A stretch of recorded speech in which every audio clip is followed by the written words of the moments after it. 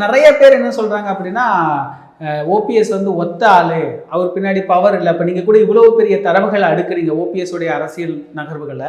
ஆனாலும் அவர் வந்து ஒரு வீழ்ச்சி அடைந்த ஒருத்தர், தோற்று போனவர், அவரால் எதுவும் பண்ண முடியாது, திமுக வந்து பெரிய தவறு பண்ணுவாங்க ஓபிஎஸ் கூட சேர்த்துக்கிட்டா அப்படின்னு ஒரு பார்வை முன் வைக்கிறாங்களா? அதெல்லாம் சரியான முறையில் இருக்கா? அப்படி நடந்துருமோ? அப்படி நடந்தா தென் மாவட்டத்தில் போட்டி ஸ்டாலினுக்கும் 2வது இடத்துக்கு தான் சீமானுக்கும் எடப்பாடிக்கும் போட்டி இருக்கும்.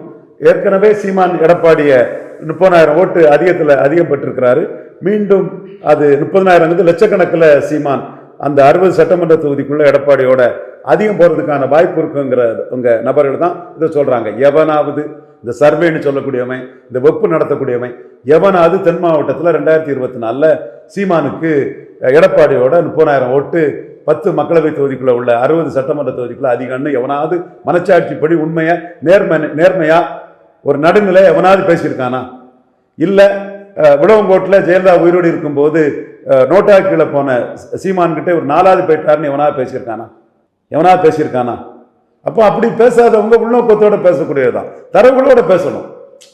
எதை பேசினாலும் ஒரு தரவுகளோட பேசணும். நானே சொல்றேனே, ஓபிஎஸ் 13% ஓட்டு இருக்குன்னு நான் சொல்லலையே. ஓபிஎஸ் போனதுனால அதிமுகவின் தன்மை போயிட்டு அபகரிக்கும் தன்மை கொண்ட தலைவர் எடப்பாடினே ஆயிட்டாரு.